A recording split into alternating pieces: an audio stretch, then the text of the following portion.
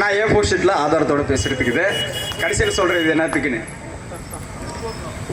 சாதிதான் போதை என்றால் வீசும் காற்றிலும் விஷம் பரவட்டும் என்று கூறிய எங்கள் புரட்சியாளர் அண்ணல் அம்பேத்கர் அவர்களையும், எங்கள் காடு காத்த கருப்பசாமி தமிழ்நாடு வனக்காவலர் எங்கள் சியான் வீரப்பனார் அவர்களையும், 10 கலை தேச தலைவன் ராவணன் அவர்களின் தேசத்தை கட்டியாண்ட எம்முயிர் தலைவன் மேதகு வேணன் பிரபாகரன் அவர்களையும், உள்ளம் துணிந்து தமிழர் தலைவர் பிரபாகரன் என்று கூறிய எங்கள் பெரியார் மருத்துவர் ஐயா அவர்களையும், எனக்கு அரசியல் என்றால் என்ற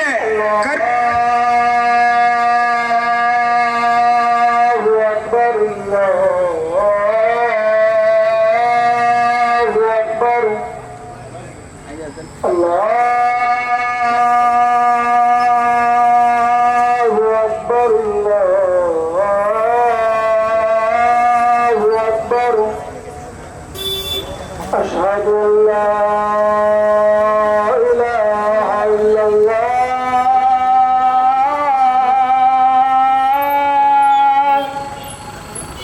أشهد أن لا إله إلا الله أشهد أن محمدا رسول الله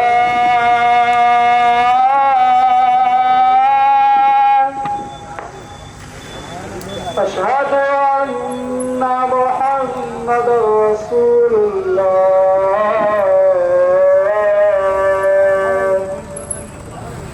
حي على الصلاة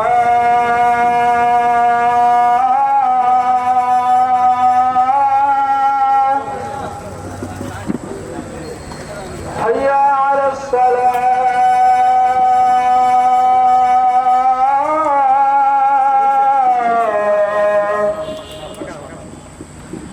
حي على الفلاح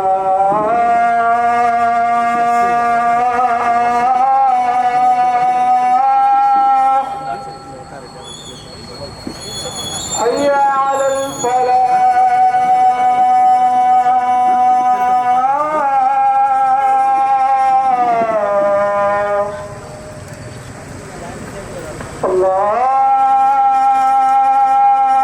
الله أكبر الله أكبر لا إله إلا الله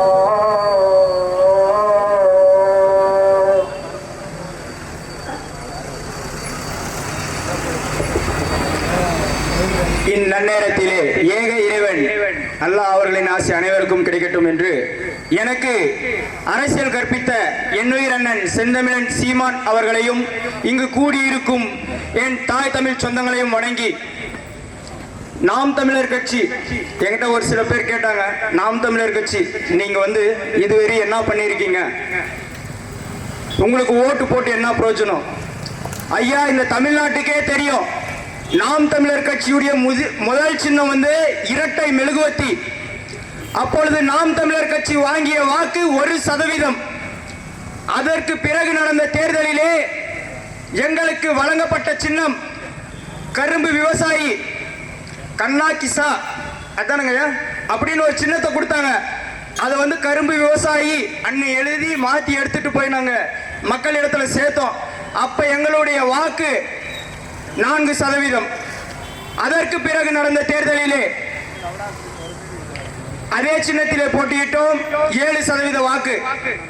அதற்கு பிறகு 2024 பாராளுமன்ற தேர்தலிலே எங்களுக்கு ஒரு சின்னத்தை கொடுத்தாங்க. எது, நீங்க மாநில கட்சியை அங்கீகரிக்கப்படல, விவசாய சின்னம் உங்களுக்கு கொடுக்க முடியாதுன்னு சொல்லி அது வடநாட்டை சேர்ந்த ஏதோ ஒரு கட்சி கொடுத்துட்டாங்க. அதற்கு பிறகு எங்களுக்கு கொடுக்கப்பட்ட சின்னம் மைக் ஒளிவாங்கி என்ற ஒரு சின்னத்தை கொடுத்தாங்க. அதான் அந்த சின்னத்தை மைக் மாதிரி வச்சாங்கன்னு நினைச்சிங்களா? நம்ம தலைவாடுறோம் பாருங்க சீப்பு, அந்த சீப்பு மாதிரி ஒரு குச்சி மாதிரி வச்சிருந்தாங்க. அதை தேடி கண்டுபிடிச்சு 31 லட்சம் வாக்களித்து தமிழர்கள் எங்களை மாநில கட்சியாக அங்கீகரித்தார்கள் என்றால் இதை விட நாம் தமிழர் கட்சி செய்த சாதனை என்ன? அப்ப சொல்லுங்க, நாம் தமிழர் கட்சிக்கு நீங்க வாக்கு செலுத்தி மாநில கட்சியாக அங்கீகரித்தீர்கள். அதற்கு பிறகு வரும் தேர்தலிலே 8% வாக்கு வாங்கிட்டாங்க. கூட்டணி போயிடுவாங்கன்னு நினைச்சிருக்காங்க.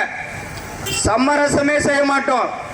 ஏனென்றால் நாங்கள் ஏற்றுக்கொண்ட தலைவன் பெரியாரோ, கருணாநிதியோ, எம்ஜிஆரோ, ஜெயலலிதாவோ, தமிழக வெற்றி கழக தலைவர் விஜயா கிடையாது. நாங்கள் ஒப்பற்ற தலைவன் மேலகு வேலுப்பிள்ளை பிரபாகரன் என்கின்ற ஒற்றை தலைவரின் பிள்ளைகள். எந்த காரணத்தை கொண்டு நாங்க சமரசம் செய்ய மாட்டோம். இந்த காலத்துல உங்கள் பிள்ளைகளை நீங்கள் கைவிட்டு விட மாட்டீர்கள் என்பது எங்களுக்கு தெரியும். உங்கள் பிள்ளைகளின் கைகளை இறுக பற்றி கொண்டு எங்களுக்கு வலு சேர்க்க வேண்டிய கடமை உங்களுக்கு உண்டு. நாங்க அண்ணா சொல்லுவார் அடிக்கடி, இன்னும் என்ன ஒரு 10 வருஷம் கத்துவோமான்ட்டு. அண்ணா சொல்ற மாதிரி தான் நாங்களும் சொல்றோம். அண்ணா எப்படி ஒரு 10 வருஷம் நான் கத்துனா நான் போயிட்டேன்னா எனக்கு அப்புறம் ஆள் இல்லைன்னு. நாங்களும் அண்ணா சொல்ற மாதிரி ஒரு 15-20 வருஷம் கத்துவோம், அதுக்கப்புறம் போயிடுவோம். ஆனா எங்களுக்கு பின்னாடி ராஜா கத்துறதுக்கு ஒருத்தன் இந்த இடத்துல இருக்க மாட்டான். நீயே எங்க கூட வந்து தூங்கணும். எதுக்கு? அவன் அடிப்பான், உதைப்பான், உன்னை துன்புறுத்துவான், சீரழிப்பான், உன் வீட்டு பெண்களை பாலியல் வன்கொடுமை செய்வான். கேட்கறதுக்கு நாதி இருக்காது எங்களை விட்டா. உண்மையா இல்லை? நீ உன் மனசாட்சிக்கு விரோதம் சிந்தித்து பார், அப்ப தெரியும் நாங்க சொல்றது உண்மையா இல்லையான்னு. இப்போ ரோட்ல இங்க நடந்து போறாங்க. என் அண்ணன் கார்த்தி என்ன சொன்னாரு, காவல்துறை அங்கிருந்து சைரன் போட்டுடுறாங்க, பெண்களுக்கெல்லாம் ரொம்ப பாதுகாப்பு இல்லைன்னு. நான் ஒரே ஒரு கேள்வி கேட்கிறேன். இந்த இடத்துல எங்க சூளகிரி காவல் ஆய்வாளர் ஐயா புதுசா வந்திருக்காரு. ஜூன் மாசத்துல ஸ்கூல் ஓபன் ஆகும் போது வெறும் 20 நாள், ஜாஸ்தி வேணாங்க, 20 நாள் கூட வேணாம், 15 நாள் 2 காவலர்களை என் கூட கொடுத்து இதே ரவுண்ட நாள் நிறுத்துங்க. ஒரு பொண்ணை ஒரு புறம்போக்கு திரும்பி பார்த்துட்டான்னா அவனை என்னென்ன பண்ணுன்னு எனக்கு தெரியும். நீங்க காவல்துறை தான் கை வைக்க கூடாது. பொது ஜனங்க நாங்க வைக்கலாம் இல்ல, தப்பு பண்றான் இல்ல, என் வீட்டு பொண்ணு இருக்குல்ல, என் வீட்டு பொண்ணு அங்க இருக்குல்ல, நான் கேட்கலாம் இல்ல. ரோட்ல நான் நிக்கிறேன், காவல்துறை அதிகாரிகள் கூட நிக்கிறேன், 2 காவலர் என் கூட கொடுங்க. 15 நாள்ல சுத்தமான சூழகிரியா மாத்தி காமிக்கிறேன். ஒரு புறம்போக்கு பையன் சுத்த மாட்டான் 2 வீலர்ல. அப்படி மீறி சுத்தனான்னு வை, 2 வீலர் பிடிங்க உங்களை மாதிரிலாம் நிறுத்தி வைக்க மாட்டேன். 2 வீலரை பிடிச்சி நிறுத்தி நீ 2 வீலர் முறுக்குன கையை உடச்சு போடுவேன். எங்க 2 வீலர் உண்டா? அந்த 2 வீலர் பெட்ரோல் போடுறதுக்கு கூட அவங்ககிட்ட காசுக்காது. நண்பா கூட இங்க ஒரு ரவுண்டு போயிட்டு வந்துடுறேன், எடுத்துட்டு வந்து முறுக்குறது, வீலிங் அடிக்கிறது. இதுல காவல்துறை முன்னாடி காவல்துறை அதிகாரிகளுக்கு அப்படியே இப்படி வளைப்பா, ஸ்டைலா வளைப்பா. இவங்களும் பிடிக்க முடியாது, அப்படியே நிற்பாங்க. எங்க கையில கொடுங்களேன், ஒரு 15 நாள், அட்லீஸ்ட் 15 நாள் கொடுங்க, 10 நாள் கொடுங்களேன், நாங்கள் கிளீன் பண்ணி காமிக்கிறோம். இந்த சில்லற பசங்களாம் இல்லாத பண்ணிடுறோமே நாங்க. நம்பி கொடுங்க, உங்களை யாரும் கேட்க மாட்டாங்க. எங்களை கேட்குறாங்க, நான் பதில் சொல்லிக்கிறேன். சரிங்களா? அதே மாதிரி இப்போ கேபி முனுசாமி அவர்கள் 5 ஆண்டுகளா நல்ல உறக்கத்திலே இருந்திருக்காரு தெரியுங்களா? ஏன்னு கேளுங்க. இங்க பாருங்க, இங்க ஒரு பயணிகள் நிழற்குடம் புதுசா கட்டுறாங்க. எப்ப கட்டுறாங்க பாருங்க, இப்பதான் ஆரம்பிச்சிருக்காங்க. கரெக்டா இது தேர்தல் அறிவிப்பதற்கு ஒரு வாரத்துக்கு முன்னாடி பூமி பூஜை போட்டு தொடங்கப்பட்ட விஷயம் தான் இது. இதுவரையும் இந்த 5 ஆண்டு காலத்துல கேபி முனுசாமி அவர்களுக்கு இது கண்ணு தெரியல. ஏதோ அப்படி சும்மா ஒரு ரவுண்டு போயிருக்காரு, ஏதோ தகர சீட்டுக்குதுப்பா, ஓ ஆளுங்க நிக்கிறாங்களா, வெயில ரொம்ப கஷ்டப்படுற மாதிரி இருக்கு, நம்ம கட்டிடலாம் அன்ட்டு பூமி பூஜை போட்டு தொடங்கினாங்க. தேர்தல் அறிவிச்ச உடனே வேலை நிதானமா போயின்னு இருக்கு. அதுக்குள்ள இப்ப எலெக்ஷன் சப்போஸ் வேற யாராவது திறப்பு விழா பண்ணாங்கன்னா சரிப்பா, நம்ம இதுல தான் ஃபண்டு போச்சு, ஆனா இவங்க திறப்பு விழா பண்ணிட்டாங்க. இது மாதிரி பல விஷயம் நடந்திருக்குங்க. உண்மையிலே சூழலில் நடந்திருக்கு. ஒரு இடத்த ஆக்கிரமிக்க பார்த்தாங்க. அப்ப நாம் தமிழர் கட்சியில நான் சேர்ந்த புதுசு, இதே அதிமுக தான். இது கண்ணனையாக்கும் எங்களுக்கு பல பேருக்கு, நம்ம கட்சியில மட்டும் இல்ல ஊர்ல இருக்கவங்க நிறைய பேருக்கு தெரியும். ஊராட்சி அலுவலகத்திற்கு முன்னாடி இருக்கிற ஆரோ வாட்டர் சுத்திகரிக்கப்பட்ட குடிநீர் நிலையம் கட்டப்பட்டிருக்கு. அது ஒரு தனியார் நபருக்கு சொந்தமான இடம். நாங்க அப்ப ஊராட்சி மன்ற தலைவராக கலைச்செல்வி ராமன் ஐயா அவர்கள் இருந்தாரு. அப்ப நாங்க என்ன தெரியுமா சொன்னா, ஐயா அது தனிநபருக்கு சொந்தமான இடம் இல்ல, அரசுக்கு சொந்தமான இடம், அது பேருந்து நிறுத்தம். நாங்கள் அது உங்களுக்கு வேணும்னா கூட ஆர்டிஐ மூலமாக நாங்கள் எடுத்து கொடுக்குறோம். அதுக்கப்புறம் தான் அந்த இடத்துல சுத்திகரிக்கப்பட்ட குடிநீர் நிலையம் வந்துச்சு. அதுக்கு நாம் தமிழர் கட்சி அது கட்டப்பட்டதுக்கு பிறகும் அது திறக்கப்படவே கிடையாது பலமுறை. இதில் என்ன தெரியுமா, ஒரு 2 பேருக்கு பிரச்சனை. மாவட்ட செயலாளர் அண்ணன் வைப்ரகாஷ் திமுக, இங்க கரண்ட் எம்எல்ஏ கேபி முனுசாமி, இவங்க வந்தா திமுக காரங்க ஒரு பூட்டு, இவங்க வந்தா அதிமுக காரங்க ஒரு பூட்டு. யார் இப்போ குடிக்கிற தண்ணிக்கு யார் ஓபன் பண்ணா என்ன? இதுல இப்போ பொதுவாக பஞ்சாயத்து தலைவர் ஓபன் பண்றதுக்கு போனா பஞ்சாயத்து தலைவர் ஒரு பூட்டு. இது மாதிரி மாத்தி மாத்தி மாத்தி பண்ணி கடைசிக்கு என்னாச்சு, இவங்க பீரியடு முடிஞ்சோ இல்லையா, ஊராட்சி மன்ற பீரியடு ஓபன் பண்ணிட்டு போயிட்டாரு. இது மாதிரி நிறைய விஷயம் நடந்திருக்குது. அதே மாதிரி இங்கே வந்து இப்போ தினசரி இங்கே இருக்கிற சந்தைப்பேட்டையில் கடை வச்சுக்கிறவங்க இதை கொஞ்சம் நல்லா உன்னிப்பாக கவனிச்சுக்கணும். தினசரி சந்தை சுங்க வசூல் செய்யும் விவரங்கள் எதுக்கு தெரியுங்களா? இது தினசரி சந்தை ஏலம் வந்து பிடிஓ வந்து விடணும். டெண்டர் முடிஞ்சுன்னா ரீடெண்டர் விடணும். ரீடெண்டர் கூட கிடையாது. இதுக்கு வந்து ஊராட்சி நிர்வாகம் புதுசாக ஒரு தொகையை அறிவிச்சிருக்காங்க. எதுக்குன்னு பார்த்துக்கோங்க. சந்தை வளாகத்தில் கட்டப்பட்டுள்ள ஒரு கடைக்கு 110 ரூபாய், சந்தை வளாகத்தில் திறந்த வெளியில் வைக்கப்பட்டு இருக்கும் கடைகளுக்கு 100 ரூபாய், பாரமேற்றிய கைவண்டிகளுக்கு 100 ரூபாய், கோழி ஒன்றிற்கு 25 ரூபாய், மண்பாண்ட கடை ஒன்றிற்கு 85 ரூபாய், தேங்காய் ஒரு மூட்டைக்கு 110 ரூபாய், காய்கறி மூட்டை ஒன்றிற்கு 85 ரூபாய், வெற்றிலை ஒரு சுமைக்கு 60 ரூபாய். இப்போ இந்த தொகையில் போட்டிருக்க அமௌண்ட் எல்லாம் சேர்த்துனாலும் ஒரு கடைக்கு 110 ரூபா போட்டிருக்காங்க. அவங்க ஒரு நாளைக்கு லாபமே 210 ரூபா வந்துச்சுனாலும் 110 ரூபா இந்த ஊராட்சி நிர்வாகத்துக்கு கட்டினா அவங்க குடும்பத்தை எப்படி நடத்துவாங்க?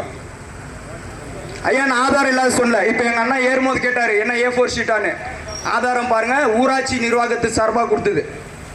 கிளர்க்குங்க, சூளகிரி கிளர்க் கொடுத்ததுங்க. இது அது இந்த கடையில் வந்து மிரட்டி கொடுத்துருக்காங்க. அந்த இடத்துல நானும் இருந்தேன். உங்களுக்கு சந்தேகம்னா இங்கே பாருங்க, ஆதாரம் அந்த அம்மாவும் இருக்காங்க. மிரட்டினாங்களா இல்லையம்மா? நீங்கள் பயப்படாதீங்க, சொல்லுங்க. வந்து பேசுனாங்கன்னா நான் வருவேன். கிளர்க் இல்லை, கலெக்டரே வந்தாலும் நான் வந்து நின்று பேசுவேன்.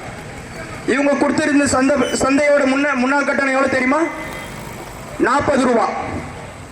நிர்ணயிக்கப்பட்ட கட்டணம் 40 ரூபா கொடுத்துருந்தது. இப்போ எவ்வளோ கேட்டிருக்காங்க? பாரமேற்றிய சுமை வண்டி, அது பாரமேற்றி இருக்க வண்டிங்களா, ஒரு கண்ணாடி பெட்டி, அதில் வந்து தண்ணி பழம் 4 வச்சிருக்காங்க. அதுக்கு வந்து 110 ரூபா. சொல்லுங்க, இந்த வசூல் வந்து ஊராட்சி நிர்வாகம் செய்யும் என்றால் மிகப்பெரிய விளைவுகளை சந்திக்க வேண்டியது இருக்கும். ஏனென்றால் இது டெண்டர் முடிஞ்சு ரீடெண்டர் விடுங்க, இல்லை எலெக்ஷன் தெரியுமா, அந்த பழைய சுங்க கட்டணத்தை வந்து நீங்கள் வசூல் பண்ணலாம். ஒன்றும் எங்களுக்கு பிரச்சனை கிடையாது. சரிங்க. அதே மாதிரி எந்த கட்சியும் வந்து மதுவிலக்கு அமுல்படுத்துவது என்று அவர்களின் தேர்தல் அறிக்கையில் கொடுக்கல. நாங்கள் தான் கொடுத்துருக்கோம். இங்கே எங்கள் அண்ணன் வந்து சொன்னார், இப்போ வந்து நல்லா யோசிச்சுக்கோங்க, இங்கே நாங்கள் கொடுக்க போகிற இலவசமே முக்கியமான முதல் இலவசம் கல்வி, தரமான கல்வி. அது தர வேண்டியது அரசின் கடமை. ஏன்னா இப்போ நீங்கள் சிம்பிளாக எடுத்துக்கோங்க, இங்கே கவர்மெண்ட் ஸ்கூல் இருக்குங்க. இப்படிக்கா பார்த்தீங்கன்னா ஐயா தம்பிதுரை இது வந்து வேளாங்கண்ணி மெட்ரிக் ஸ்கூல் இருக்குது. இந்த 2 ஸ்கூல்லையும் கழிவறை போய் பாருங்கள், அவங்களுக்கு எவ்வளோ தரமாக இருக்குன்னு பாருங்கள்.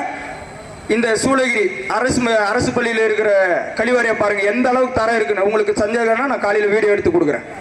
வீடியோ எடுத்து வேணா நான் காணொலியாக பகிர்றேங்க, பாருங்கள் கழிவறை எப்படி இருக்குன்னு. அதே இந்த வேளாங்கண்ணியை விட அதிக லெவலுக்கு இந்த பள்ளிக்கூடத்தை நம்ம தரம் உயர்த்திட்டோம் வைங்க, அப்போ வந்து அனைத்து பிள்ளைகளும் நம்ம பள்ளியில் படிக்க வைப்போம். சொல்லுவாங்க, நான் விஏஓ பையன், நான் இன்ஸ்பெக்டர் பையன், நான் மாவட்ட ஆட்சியர் மகன், நீ எவனாயிரு என் அரசு பள்ளியில் வந்து படிக்கிறது இல்லையா? சரி போ, உங்கள் அப்பாவுக்கு எவ்வளோ சம்பளம்? 50,000மா?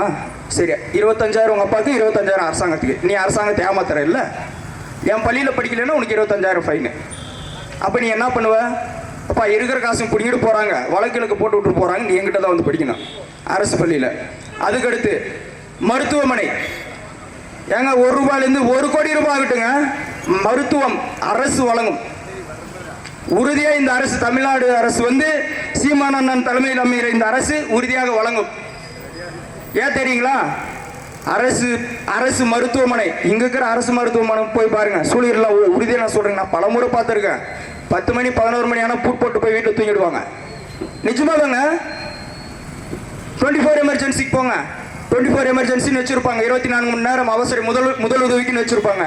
முதல் உதவி பண்ண மாட்டாங்க, சும்மா 2 டிங்கரி மருந்து போட்டு டிடி இன்ஜெக்ஷன் காலிங்க. கவர்மெண்ட் ஹாஸ்பிட்டலுக்கு போங்க. இது கவர்மெண்ட் ஹாஸ்பிட்டலுக்கு போய் கேளுங்க, கவர்மெண்ட் ஹாஸ்பிட்டல் பூட்டிட்டு இருக்கோம். இது மாதிரி நிறைய கொடுமை இருக்குது நம்ம நாட்டில். அதனால் இதெல்லாம் ஒரு பக்கம் இருந்தாலும் நம்ம வேப்பனப்பள்ளி சட்டமன்ற தொகுதியிலே போட்டியிடும் வெற்றி வேட்பாளர் எனது அன்பு சகோதரர் ஆர் நாகராஜ், இளங்கலை வணிக பட்டதாரி அவர்களுக்கு வெற்றி சின்னமாம் விவசாய சின்னத்திலே வாக்களித்து அவர்களை வெற்றி பெற செய்ய வேண்டும் என்று கேட்டுக்கொள்கிறோம். நமது சின்னம் விவசாயி. விவசாய சின்னத்திற்கு வாக்களிக்கும். நாளைய பிள்ளைகளின் தலைமுறைக்கு வாழ்வளிப்போம். தமிழ் தாய் வாழ்க, தலைவர் பிரபாகரன் வாழ்க. நன்றி, வணக்கம். நாம் தமிழர். நன்றி.